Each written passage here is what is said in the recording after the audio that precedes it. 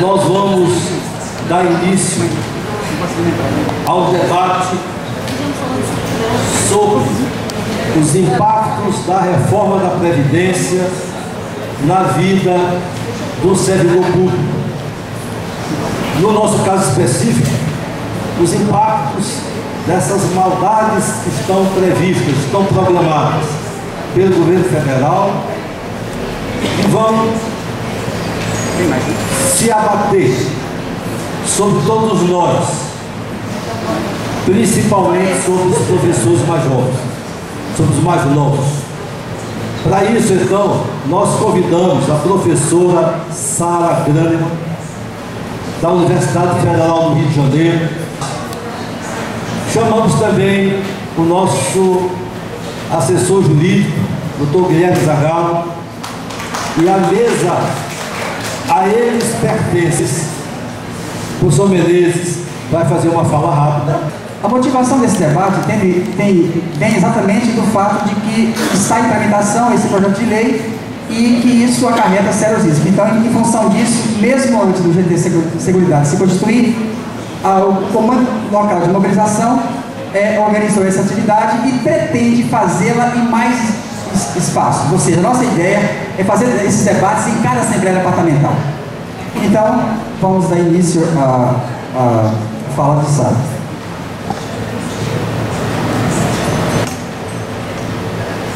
Boa tarde, obrigada ao Menezes, que fez o contato comigo, obrigada a toda a diretoria da turma pelo convite.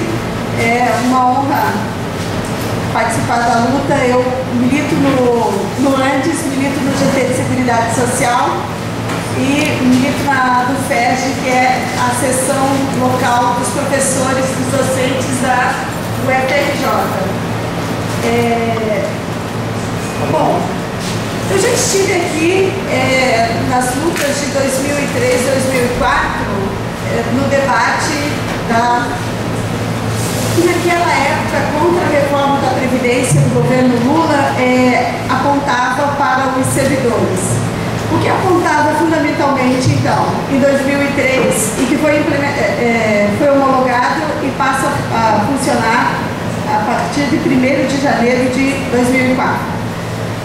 Instituição de cobrança dos aposentados, dos 11%, modificação em alguma compreensão do que é a aposentadoria integral e as novas exigências, 20 anos no serviço público, etc, etc. Mas sempre dizia, desde aquela época, que a principal mudança inserida naquela proposta, naquele projeto de contrarreforma. Se eu estiver falando muito alto, vocês me avisem, tá? Porque eu sou absolutamente empolgada por raiva e convicção contra esse projeto e aí acabo falando muito alto, às vezes muito empolgada. Muito bem. O que, na minha concepção, se fez aquela reforma, apesar de todas as maldades adicionais postas naquela contrarreforma de 2003, mas se fez com um objetivo fundamental: introduzir a Previdência Complementar, que é um outro nome de dizer Previdência Privada, para os servidores públicos federais, estaduais e municipais.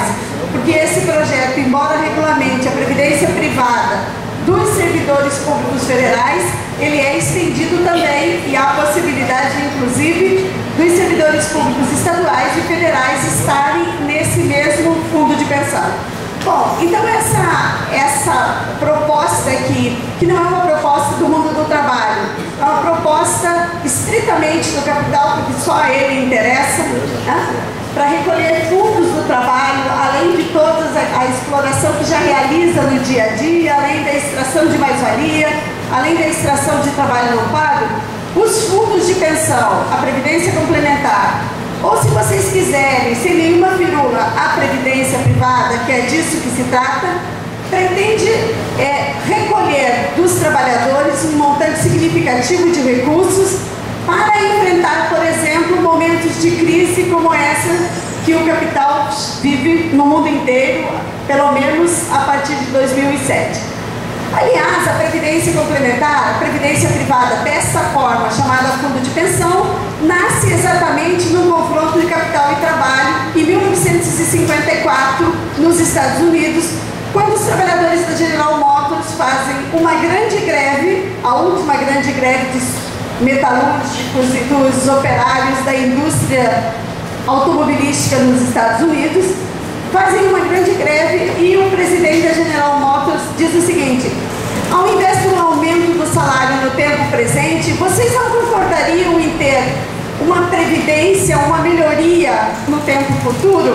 E passa como melhoria, os trabalhadores aceitam e os fundos de pensão passam então a ser uma das mais brilhantes saídas que o capital encontrou para recolher ainda mais uma parcela daquilo que chamamos, a tradição marxista a qual eu me filio, de trabalho necessário. Ou seja, o trabalhador convencido por essa lógica do capital não só é explorado diariamente, mas consente em devolver uma parte do seu salário ao capital sob a forma de previdência privada chamada de fundo de pensão ou previdência complementar. É disso que se trata a nossa conversa aqui. Por quê? Porque quando foi aprovada a reforma, a contra-reforma da Previdência para os servidores públicos, e isso não sem uma enorme luta de resistência no primeiro ano do governo Lula, em junho, julho de 2003, fizemos aquela memorável passeata em Brasília de 80 mil trabalhadores, né, servidores públicos federais, estaduais e municipais. Ainda assim foi aprovada essa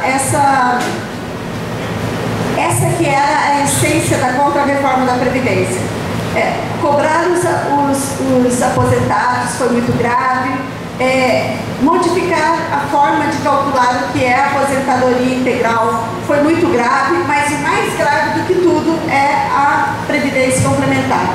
É introduzir a Previdência privada como forma de proteção entre aspas, aos trabalhadores no tempo em que mais os trabalhadores precisariam de proteção. Muito bem, diz lá na Constituição, depois o Guilherme, por favor, faça todas as correções do meu abuso aqui de citar a Constituição sendo assistente social e não advogado. Diz lá: a aposentadoria passará a ser a aposentadoria do regime geral, ou seja, o máximo que um servidor público poderá ter como aposentadoria em valores de hoje seria R$ 3.691,74, e o que o professor ganha entre esse 3.691 e o seu salário deverá ser complementado pela previdência privada. Então está posto lá na Constituição que aos novos ingressantes do serviço público não teriam mais a previdência social, o regime próprio para nós, servidores públicos federais, o regime próprio da União, e passaríamos a ser remunerados com um teto equivalente do INSS, o regime geral de previdência social, e se quisermos desse valor até o nosso salário, deveríamos contribuir para um fundo de pensão, para uma previdência privada. De 2004, de 1º de janeiro de 2004 para cá, isso não foi implementado. Por quê? Porque a regulamentação dessa, alguns dizem grande maldade, mas eu acho que é muito mais do que grande maldade, desse projeto do capital para conseguir recursos retirados mais uma vez do conjunto dos trabalhadores, precisava ser implementado. E o que é implementar? Para que o teto do regime geral passasse a ter vigência para os trabalhadores do serviço público, condicionava-se a criação de um fundo de pensão, condicionava-se a criação de uma previdência privada do tipo fechada, porque há também o tipo aberto e que não nos interessa, igualmente horrorosa para as lutas e para o futuro dos trabalhadores. Mas não é o que está em questão aqui, é a previdência complementar fechada. Muito bem, então entre aquele período e agora, e o dia de hoje, no qual tramita o projeto de lei que pretende regulamentar a previdência complementar para os servidores públicos, é um projeto de lei de número 1992/07, porque deu entrada na Câmara em 2007, ele pretende instituir esse teto de 3.691,74. Bom, quem não quiser, diz o projeto, quem não quiser ter uma contribuição à Previdência complementar, poderá não ter, mas a sua aposentadoria também não será superior a 3.691. Vou chamar a atenção, então, agora, particularmente, de alguns pontos que me parecem os mais dramáticos. Você me avisa quando faltar 10 minutos, aliás? Por favor, menina. Os pontos mais dramáticos, eu acho tudo isso daqui dramático. Se fosse pela minha vontade de organização da classe, isso daqui deveria ir para o lixo. E a previdência, a aposentadoria integral deveria ser estendida para todos os trabalhadores, não só os do serviço público, mas todos os trabalhadores que contribuíssem ou não, porque contribuir o trabalhador já contribui, porque só os trabalhadores, só nós, geramos a riqueza de todos os países. Então, isso daqui do ponto de vista defensável só pelo capital, pela gente não pode ser defensável. Então, vou chamar a atenção daquilo que é o pior do pior nesse projeto. Não na perspectiva de reformá-lo, porque até mesmo reformado isso daqui continua ruim, porque a lógica é levar dinheiro do trabalho para resolver as crises do capital e para que o capital encontre dinheiro barato, que ele não remunera com juros altos, para fazer a sua expansão. Esta é a lógica, e é uma lógica muito inteligente, né? Previdência complementar. Então, para que o teto do regime geral seja implementado, é preciso criar um fundo de pensão. O fundo de pensão para os servidores públicos, primeiro federais, mas a ambição é que tenham os estaduais e os municipais nesse mesmo fundo, se chamaria FUNPRESP, Fundação de Previdência Complementar do Servidor Público Federal. Muito bem, esse fundo de pensão, ele incluiria os servidores públicos titulares da União, suas autarquias e fundações, o Poder Judiciário, o Ministério Público e o Tribunal de Contas da União. Muito obrigada. Esse fundo de pensão, ele estabeleceria o seguinte: eles fizeram um recuo aqui, que seria um pequeno recuo, não sei o que Guilherme pensa disso, porque de outro modo seria uma batalha judicial e jurídica que paralisaria esse fundo de pensão, a possibilidade da criação desse fundo de pensão. Por exemplo, eles diziam que iriam implementar o fundo retroativamente à aprovação da Constituição. Só que na Constituição está condicionado. Aplica o teto com a criação do fundo. Como não criou o fundo, não pode aplicar o teto. Portanto, a minha leitura é a seguinte: até a criação do fundo de pensão, todos os que entraram entre 31 de dezembro de 2003 e o dia da aprovação do fundo de pensão terão a aposentadoria integral. Terão a aposentadoria integral se não fizerem a voluntária opção pelo fundo de pensão. Quem faz a voluntária opção pelo fundo de pensão, acabou a possibilidade da aposentadoria integral. A voluntária opção pelo fundo de pensão, já sabemos como será voluntária. Enfrentaremos nós que militamos no serviço público, no sindicalismo brasileiro, uma longa e difícil batalha ideológica, porque o fundo de pensão já é apresentado como a saída para todas as mazelas do mundo do trabalho, e no nosso caso também será apresentado como a possibilidade de termos aposentadorias excelentes, maravilhosas pelo resto dos nossos dias. Não é verdade nem do ponto de vista histórico e nem do ponto de vista lógico. Do ponto de vista histórico, basta dar uma olhadinha rápida na Argentina e no Chile. Não precisamos nem ir aos Estados Unidos, nem à Inglaterra, nem à Holanda, que os fundos lá também quebram. mas basta olhar o que são os fundos de pensão dos nossos vizinhos. Aqueles que tinham a ilusão de que teriam aposentadorias no valor no Chile e na Argentina, todos sabem como é que estão esses países, que teriam aposentadorias no valor de 6 mil a 8 mil dólares, hoje recebem aposentadorias de 300 dólares, porque o Estado argentino e o Estado chileno resolveu, por pressão dos trabalhadores, pagar essas aposentadorias, visto que, à medida que os fundos quebraram, esses trabalhadores não teriam nenhuma aposentadoria.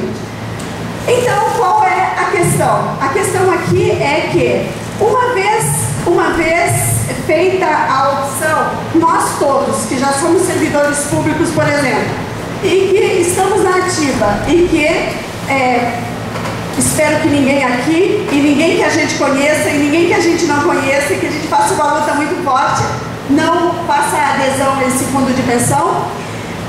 Mas digamos que alguém resolva a essas alturas da vida aderir ao fundo de pensão. Já contribuindo, eu, por exemplo, entrei na universidade em 1991, já contribuo há um bocado de anos, mas se iludida fosse e fizesse a adesão ao fundo de pensão, como seria a minha aposentadoria? Primeira coisa, deixaria de ser integral. Eu, tendo 20 anos de serviço público, terei alguma chance de ter a aposentadoria integral, embora ela já seja mais difícil para aqueles do que aqueles que se aposentaram até 1998. Bom, então, se eu resolver ingressar no fundo de pensão, como será a minha aposentadoria? Será feita uma média aritmética simples de todas as minhas contribuições ao longo desses 20 anos, e essa média me dará um benefício que não será integral. Obviamente, para que pessoas como eu e pessoas como nós todos, que já estamos no serviço público, resolvamos cometer contra nós mesmos essa insanidade, é preciso que haja uma certa capacidade de atração. Muito bem. Então, se calculará não o 3.691 para quem já está, mas será feita uma média aritmética simples e que, dependendo, se você é mulher, eu, se você é homem, o Menezes, ou se você é professor do CAP, tem alguém aqui de colégio de aplicação? Se você é professor do colégio de aplicação, obedecerá a cada um dessas condições de trabalhador, servidor público federal, obedecerá uma determinada regra e uma determinada conta que será diferenciada. Por quê? Primeiro, porque as mulheres vivem mais. Vocês sabem que, embora trabalhemos muito mais, nos dediquemos muito mais à reprodução da humanidade, ainda vivemos mais do que os homens, que trabalham menos, se preocupam menos, não é verdade? Aliás, é por isso que aqueles argumentos... Não, esse é irônico, viu? Esse é irônico. Eu sou feminista, mas não uso argumento ruim desse jeito. Eu uso os bons argumentos feministas, porque pra gente ser revolucionário e transformar o mundo também tem que ser feminista. Bom, então, qual é o argumento? Como as mulheres vivem mais, elas têm que ser submetidas a uma regra nesse cálculo mais duro que a regra aplicada aos homens, nessa média. Então, é aquela lógica de as mulheres jovens se casam com homens já aposentados para ficar com as suas aposentadorias. É de um moralismo brutal, mas os ministros usam esse argumento. É só vocês lerem no jornal. Ministros usam esses argumentos. A gente não pode escolher quem quer, né? Seja da nossa idade, seja com mais idade ou seja com menos idade. Não pode. Porque dizem os ministros desse país, especialmente os ministros da Previdência, que isso é forma de transferir aposentadorias para quem não tem direito.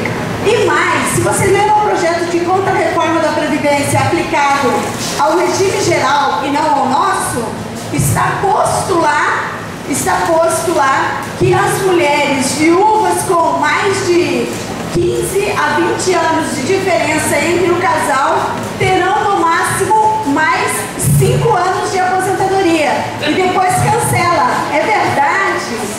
É uma barbaridade, meus companheiros e companheiras, meus camaradas, é coisa brutal. Não sai da minha cabeça. falando o que está posto no projeto. É assustador, por isso nós temos de conhecer esse projeto. Bom, no que se refere de novo, voltando ao...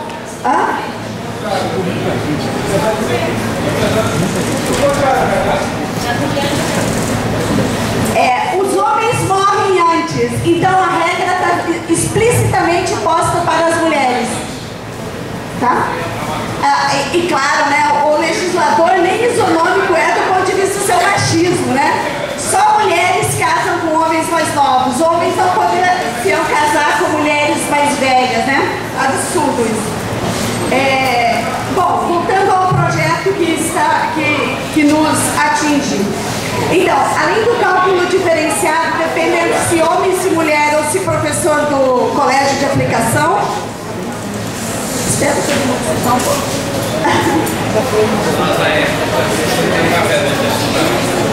Eu prometo que eu vou parar de falar nesses temas machistas e polêmicos daqui para frente para não distrair o auditório, certo?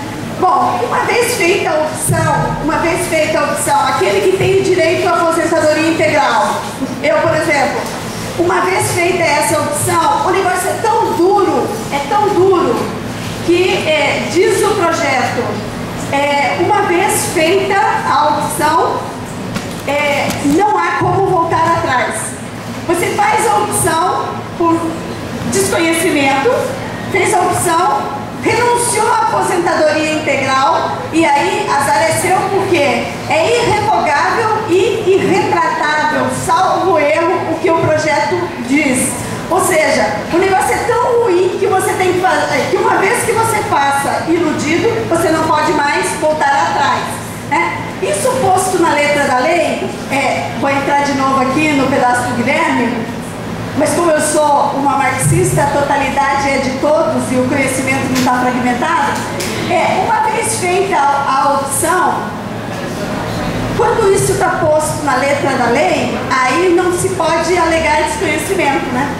Eu não sabia que feita a opção seria definitivo. Posto aqui, não se pode alegar desconhecimento.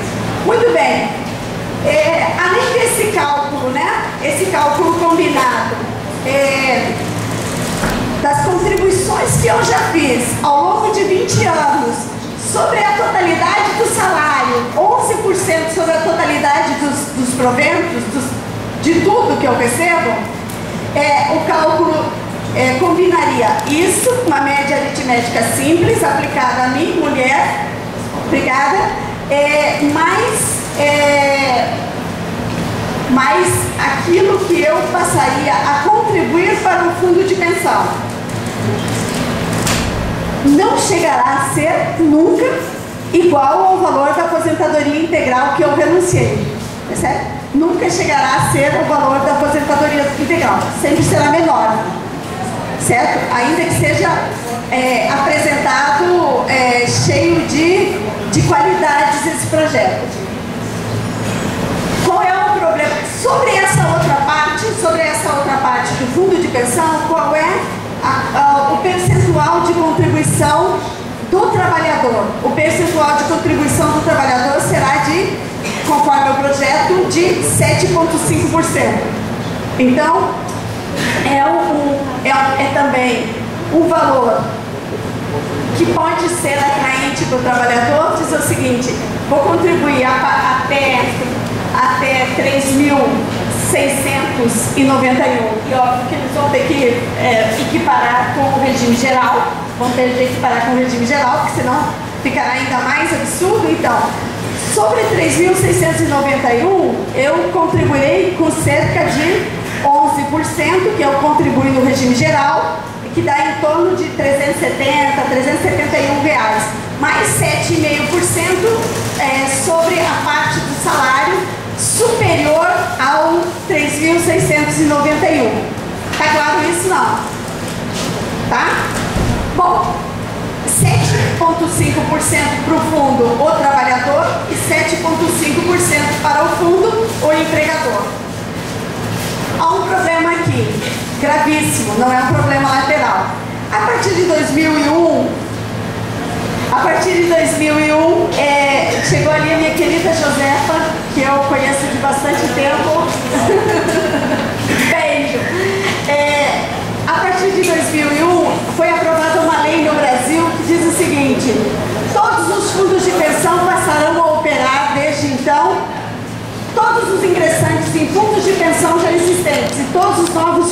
pensão passarão a operar com um benefício denominado contribuição definida. Contribuição definida é o seguinte: eu sei quanto eu contribuo, eu nada sei quanto eu receberei. Por quê? Porque, e aí a parte mais grave, quero terminar com isso, o que eu receberei dessa parte acima dos 3.691,74 dependerá do conjunto das aplicações que forem feitas ao longo do tempo que eu contribuir, com a soma que eu contribuí. Então, em geral, os fundos de pensão até 2001 operavam com um outro benefício, que era benefício definido. Eu tinha que, ao longo da vida, para a contribuição no fundo de pensão, aumentar as contribuições, dependendo das exigências atuariais do fundo, as estatísticas e as projeções de economia, e etc, etc. Mas só que eu sabia que, ao final desse período, eu teria R$1.000, eu aumentava a contribuição ao longo do tempo, e ao final eu sabia que teria R$1.000 para agregar ao meu salário. Isso não é mais possível para ninguém desde 2001. Esse benefício definido era seguro? Não. Se o fundo quebra, não tem benefício definido que me assegure receber os R$1.000 que eu projetei e paguei para ter. Vide o Chile, vide a Argentina, vide o WorldCom nos Estados Unidos e por aí vai. Mas a contribuição definida é ainda mais perverso do que o benefício definido. Porque a contribuição definida, eu só sei quanto que eu contribuo. Eu nada sei a respeito de quanto eu receberei. Ano de 2010, ano de 2011, no Brasil, os cálculos atuariais por conta, da queda do juro sobre os títulos públicos, sobre o pagamento, que incide também sobre o pagamento dos títulos públicos, e a queda das ações na Bolsa de Valores no nosso país e fora dele, fez com que as metas atuariais dos fundos de pensão no Brasil não fossem cumpridas. Isso quer dizer que nem Previ, nem Petros, nem Concep, nem a Avalia, nem os centros do Banco Central estão com condições de pagar as aposentadorias no ano de 2010 e no ano de 2011, tal qual projetaram para os seus participantes. Quais são as duas grandes, agora vou me meter na parte da economia, na crítica da economia política, pelo menos, né, ô Menezes, que é o outro jeito de chamar a economia, a análise marxista da economia, e que é a que nós gostamos aqui, e que também vários aí, no que se investe fundamentalmente. Os fundos de pensão no Brasil compram títulos públicos, títulos do Estado brasileiro e ações das grandes empresas, daquelas melhor cotadas na Bolsa de Valores de São Paulo, por exemplo. Qual é a lógica desse negócio? Bom, quem remunera os juros dos títulos públicos do Estado brasileiro? Uma das fontes é o superávit das políticas sociais. Coisa esquizofrênica. Superávit de política social, como assim? Não existe mais pobre no Brasil precisando de saúde? Pois bem, a conta da Seguridade ao longo da década de 2000, entre 2001 e 2010, a Seguridade no Brasil foi superavitária em 640 bilhões de reais. Mais do que um orçamento da Seguridade Social no Brasil. Superavitária quer dizer que ao longo desses 10 anos sobraram nas políticas sociais de saúde, assistência e previdência entre 35, que foi o menor ano, e 80, que foi o melhor ano, 80 bilhões. O orçamento da saúde para o ano de 2012 projetado da saúde inteira do país, o orçamento federal para a saúde, é de 72 bilhões. Para a gente ter uma noção. Sim. E para onde vai esse dinheiro que se tira da política social? Para remunerar os títulos públicos que, em parte, são da previdência privada de trabalhadores da Petrobras, da Vale do Rio Doce, dos trabalhadores eu estou forçando um pouco a mão, os trabalhadores pensam que esse recurso é deles. Mas, na verdade, esse recurso é um recurso fundamental para movimentar a lógica da reprodução do capital no Brasil e no mundo. Considera-se que cerca de 1/3 dos recursos girados na especulação pelo planeta vem dos fundos de pensão. Bom, então, de um lado, os trabalhadores patrocinam a quebra das políticas sociais e do fundo público naquilo que ele, no mínimo, atende os direitos sociais dos trabalhadores.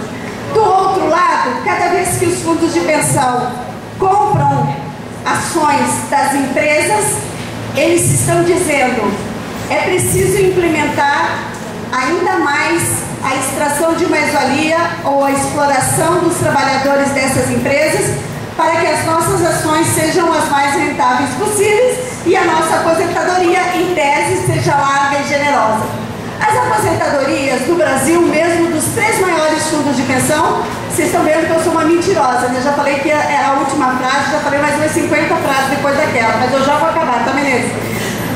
Os fundos de...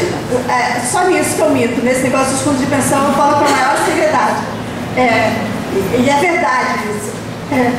Bom, os fundos de pensão desses 3... As aposentadorias dos trabalhadores desses 3 fundos de pensão, em média, claro, não estou falando da aposentadoria do presidente da Petrobras, que nem é do quadro da Petrobras, professor universitário que é, mas obviamente está no outro andar, né? Virou inimigo de classe, pelo menos na minha avaliação. Muito bem, a aposentadoria dos trabalhadores da Petrobras, do Banco do Brasil e da Caixa Econômica, que são os maiores fundos de pensão do Brasil, só podem chegar a uma média de R$5.000 por conta dos 3.691 do regime geral de previdência social.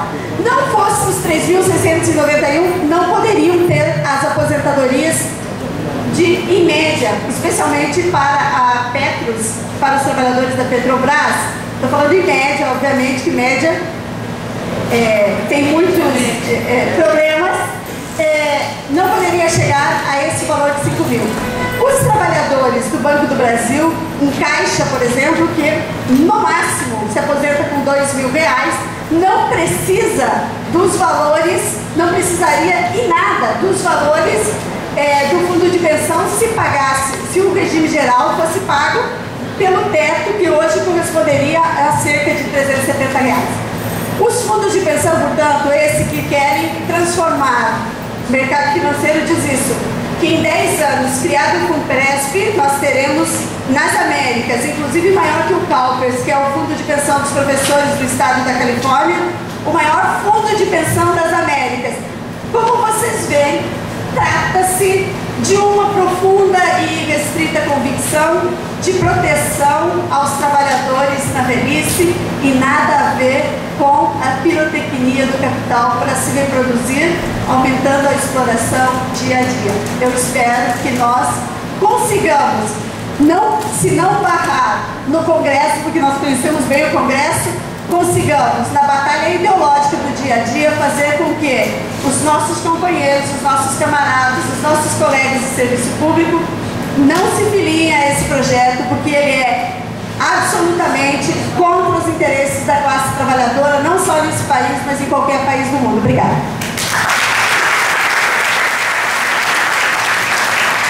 Bom, agora, Guilherme Zagalo vai ter 15 minutos e em seguida mais... Ele queria muito que o Botafogo estivesse na liderança do campeonato, mas eu vou falar aqui primeiro em nome da minoria, a plateia masculina, que é a minoria aqui no palco, algumas considerações ligeiramente sexistas, mas... Gente, tirando as brincadeiras de lado, homem morre mais cedo mesmo, sobretudo por conta da violência, por conta da... Isso tem consequências previdenciárias grandes, é uma diferença de quase 5 anos hoje na expectativa de vida entre a população masculina e feminina. Eu vou só complementar rapidamente o que foi colocado aqui pela professora Sara. Antes de tudo, nós temos aqui em cima mais ou menos uns 20 e poucos exemplares de um caderno, uma cartilha muito interessante que foi publicada pelo ANDES, também está disponível no site do Sindicato Nacional, que faz um apanhado, vamos dizer assim, das reformas e contra-reformas nessa questão da aposentadoria. Tem um quadro, chega a ter uma hora em que ela inclusive faz um quadro evolutivo da situação, como era antes de 98, entre 88 e 98, quando vem a emenda 20, quais as alterações introduzidas especificamente no magistério, o que aconteceu em 98 com a aprovação da emenda 20, depois em 2003 com a emenda constitucional 41 e posteriormente com a emenda constitucional 2007. E feita esse histórico do que é sistema de previdência e evolução, na página 18, que tem o item 7 da cartilha, esse trabalho chega a colocar como que é como são as regras, porque existe uma série de regras diferenciadas hoje, dependendo do tempo de serviço do professor, se ele já tinha implementado as condições em 98, algumas regras de transições que tinham sido criadas, depois foram reduzidas em 2003, enfim. É relativamente confuso esse quadro hoje do sistema previdenciário dos servidores públicos, mas esse trabalho conseguiu, vamos dizer assim, sintetizar com muita clareza e muita tranquilidade essa relativa confusão, e quem puder ler vai ter consegue situar a sua condição e consegue compreender a situação, inclusive, de outros colegas que podem ter dúvidas sobre esse assunto. Então, feita essa divulgação, que é importante, o tema é realmente complicado, até mesmo entre os juristas, entre os advogados, surgem muitas dúvidas, é muito importante que essa informação seja de domínio público. Bem, por que nós estamos aqui hoje? Porque foi solicitado há poucos dias o regime de urgência do projeto de lei 1992/2007. Esse projeto estava tramitando na Câmara dos Deputados desde 2007, em comissões. Aí o governo apresenta o requerimento de regime de urgência, isso retira o projeto da tramitação das comissões e joga diretamente no plenário da Câmara dos Deputados. E 45 dias após esse regime de urgência, essa matéria tranca a pauta do Congresso Nacional se não tiver sido votada até lá. O que significa? Já passou emendas, o prazo de 45 dias vence no dia 18 de novembro, daqui a pouco mais de 30 dias. Significa então que essa discussão nossa aqui, que era uma discussão que vinha, vamos dizer assim, em banho-maria de 2007 para cá, foi acelerada, foi intensificada. A partir de 18 de novembro, isso tranca a pauta do Congresso, ou seja, com consequências, no momento em que tranca a pauta, tem consequências de tramitação de medidas provisórias, enfim. O Congresso não pode deliberar mais nada enquanto ele não desobstrui, ele não destranca essa pauta, que os requerimentos de urgência têm esse condão de fazê-lo. Isso é irreversível? Não. Assim como se apresenta requerimento de urgência, se pode também apresentar um pedido, se pode retirar o pedido de urgência na tramitação de uma matéria. Então, essa pressa, essa celeridade que foi imprimida pelo governo em relação a este tema, pode ser objeto de um recuo, de uma mudança. Para isso é preciso que haja pressão sobre os parlamentares das entidades sindicais de servidores públicos em relação a este tema. Por quê? Isso ainda vai, digamos que seja aprovado agora em novembro na Câmara, isso vai ao Senado, mas no momento em que esse projeto de lei for transformado em lei, a partir deste momento nós vamos ter em vigor, hoje a Constituição remete no seu parágrafo 3º, no artigo 40, parágrafo 3º, 14, 15, 16, que o regime geral, o teto de 3.691,74, ele só vai valer quando este projeto de lei, este regime de previdência complementar for implementado. Então existem servidores que entraram de 2003 para cá, que não têm mais direito à aposentadoria integral, com paridade, que para os antigos ficou como possibilidade, mas com uma série de condicionantes, tempo adicional de serviço, enfim, uma série de exigências. Os atuais não, eles não têm direito à integralidade, mas eles calculam pela média das maiores contribuições. Então, eles não têm, vamos dizer assim, o equivalente aos vencimentos do professor da ativa, mas também não estão limitados ainda a R$ 3.691. O benefício previdenciário dele vai ser um benefício, mesmo ele entrando ontem, tomou posse ontem na universidade, ele vai, por exemplo, aqui no caso da universidade, isso é particularmente crítico, porque o topo da carreira, os salários excedem significativamente o valor de 3.691, professor com dedicação exclusiva, doutorado, o teto, tirando o titular, está próximo aí em torno de R$11 mil do valor bruto.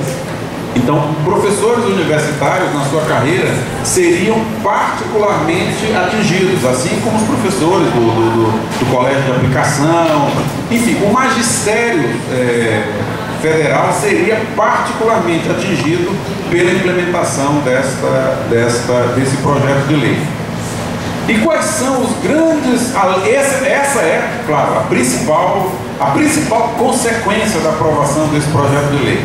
Implementado esse regime de previdência complementar, o professor que vier a ingressar, ele não vai mais ter aposentadoria calculada pela média das maiores contribuições, que fosse gerar um benefício de 6, 7, 8 mil reais, dependendo do momento, do tempo de contribuição, do momento em que ele se aposenta, se ele vem de outra carreira, isso tudo vai ser considerado na hora de apurar o benefício dele. Ele passa a ter uma limitação de 3.691 e mais do que isso vai ser o que for apurado a partir dessa contribuição adicional de 7,5%, com a contribuição do governo, é 1 para 1, né? O governo coloca o mesmo valor que o associado, o servidor, mas limitado a 7,5%, e isso vai ser apurado no final.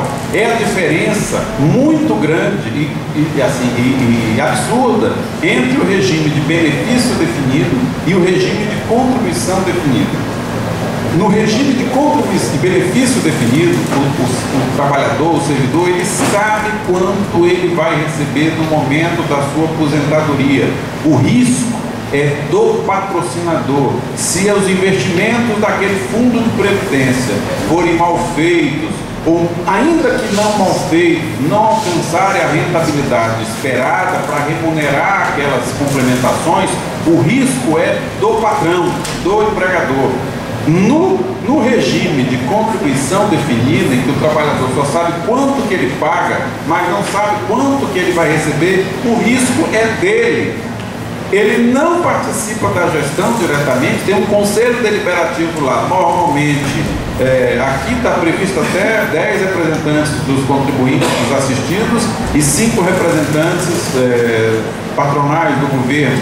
Mas normalmente esses conselhos deliberativos não acabam tendo responsabilidade efetiva sobre a gestão dos recursos. Isso acaba na alçada da diretoria executiva desses fundos de previdência, e mesmo que bem geridos, o regime atuarial, o regime de investimento dos fundos de previdência normalmente é um regime de risco. Por quê? Esses recursos vão ser investidos em imóveis, em ações de empresas, muitas vezes empresas com práticas exploratórias, vinculadas a trabalho escravo, enfim, tem toda uma série de questões éticas da natureza desses investimentos, que tipo de lucro é gerado, como que esse lucro é gerado. Mas o fato é que nas crises recentes que o sistema capitalista tem vivido, o que aconteceu em 2008 com a grande crise econômica, houve uma redução de ativos significativos, ativos imobiliários nos Estados Unidos, ativos imobiliários na Europa tiveram uma queda absurda. Isso reflete no patrimônio das entidades de previdência privada, que tinham parte dos seus recursos aplicados nesses ativos, ações de empresas de tecnologia que até a véspera eram consideradas como grande a bolha da internet, que foi o primeiro, vamos dizer assim, maior depreciação de valor que houve nesses ativos no tempo recente, nos anos recentes. Ações que valiam $100, em questão de dias, têm o seu valor reduzido a $5, $10, ou seja, há uma destruição de valor absurda em prazos muito curtos. Isso acontece também com as bolsas de valores agora, nessa crise mais recente. Há uma crise de confiança muito grande sobre alguns países, as dívidas de alguns países europeus, que tem reflexo. De um modo geral, o mercado fica com aversão a risco e determinados segmentos, determinados investimentos podem ter uma desvalorização muito grande. O que significa? O patrimônio de um fundo desse, que é previsto pelo governo, o governo na mensagem que encaminha, ele chama o fundo de previdência, esse FUNPRESP, ele tende a ser a maior entidade fechada de previdência complementar presente no mercado brasileiro. O governo desenha este fundo de previdência como provavelmente o maior fundo de previdência que vai existir no país. Mesmo começando mais tarde, a tendência é que ele supere os fundos de previdência que existem hoje. Então, o risco é do servidor. Ele contribui, não participa da gestão, não decide investimentos, mesmo que eles decidam investimentos. O risco inerente à atividade, de onde esses recursos vão estar aplicados, seja no mercado imobiliário, mercado de ações, títulos de renda fixa, todo o risco dessas aplicações é do contribuinte, do beneficiário, e lá no futuro, quando ele implementar as condições, vai fazer a conta. Olha, o seu saldo atuarial, o valor das suas contribuições com as correções e depreciações que aconteceram ao longo do tempo, hoje equivale a X reais, a sua idade é de tantos anos, a expectativa de vida sua é de mais tantos anos. Nós podemos, dividindo aí esse valor atuarial pelo número de meses de expectativa de sobrevida que você tem, nós podemos lhe pagar um benefício de X reais. Ou seja, você paga adiantado, mas não sabe quanto vai receber, nem vai participar da gestão desse tipo de fundo de previdência. Ou se participa de uma forma muito secundária. Outro ponto preocupante, que este fundo de previdência vai ser constituído como uma fundação com personalidade jurídica de direito privado. Ele é constituído com dinheiro dos servidores e dinheiro do governo, No entanto, vai constituir uma fundação com personalidade jurídica de direito privado. É no mínimo estranho essa constituição deste fundo de previdência com essa natureza. Como é que dinheiro público magicamente se transforma em patrimônio de um ente privado sujeito apenas, significa, sem fiscalização do Ministério Público, sem fiscalização do Tribunal de Contas, leis. Quando se constitui na forma de fundação privada, de direito privado, você não tem a fiscalização pública, seja dos órgãos de controle interno, como a CGU, ou de controle externo, como o Tribunal de Contas e o Ministério Público. Vai estar submetida, pura e tão somente, à fiscalização da Secretaria de Previdência Complementar, que fiscaliza, ou não fiscaliza, melhor dizendo, muito mal hoje os fundos de previdência que já existem no Brasil. Eu não sei se vocês recordam, mas nós temos uma tradição aqui no país, muitos fundos quebraram. Quem já ouviu falar da CAPEM, a Caixa de Pecúlio dos Militares, que com uma série de investimentos mal feitos quebrou. Quem acompanha até hoje a Varig, a VASP, os sacrifícios que os trabalhadores hoje em idade avançada destes fundos de pensão, que tiveram investimentos mal conduzidos, em alguns casos até com desvios por parte dos gestores. No entanto, essas pessoas hoje estão limitadas à aposentadoria paga pelo INSS, pelo regime geral de previdência. Não houve fiscalização? Houve fiscalização. Então é essa garantia que se quer oferecer para os servidores em relação a estes valores já limitados. Essa fiscalização que não tem funcionado no país, que tem gerado esses casos que eu mencionei agora de fundos de previdência que chegaram a quebrar e não conseguiram suportar o valor das complementações a que estavam obrigadas. Então, me parece que o governo não vai bem. O projeto apresentado é um projeto ruim, é um projeto que apresenta um risco muito alto para os servidores que serão, a partir de agora, atingidos, aqueles que vierem ingressar no serviço público. Essa oferta, a possibilidade da adesão para retroagir, isso aí é uma armadilha. O sindicato deve veementemente recomendar aos seus associados, futuros associados, que não façam essa adesão, os atuais e os futuros. Os futuros, quer dizer, a partir do momento em que ele entrar, não vai ter muita opção, mas nessa fase agora, até o momento da aprovação, deve ter que ser feita uma campanha de esclarecimento muito forte para que os trabalhadores, os servidores, não venham a fazer essa opção. E, por último, eu acho que ainda há tempo de construir uma mobilização para tentar retirar do Congresso essa urgência que foi imprimida agora pelo governo com o requerimento de urgência, que, se não retirado, a partir de 18 de novembro, vai trancar a pauta do Congresso, impondo necessariamente que essa matéria seja discutida, seja aprovada. O governo tem uma maioria expressiva na Câmara dos Deputados, então, muito provavelmente, se não houver uma mobilização muito forte, vai conseguir aprovar esse projeto. Talvez, se não desse jeito, mas com alterações muito pequenas, na sua essência, deve seguir essa linha geral que a gente está sintetizando aqui. A lei é um pouco longa, não daria para entrar em todos os detalhes, então focar no principal: risco do servidor, risco do trabalhador, contribuição limitada. Logo, se a contribuição é limitada, o benefício é limitado, administração sem transparência,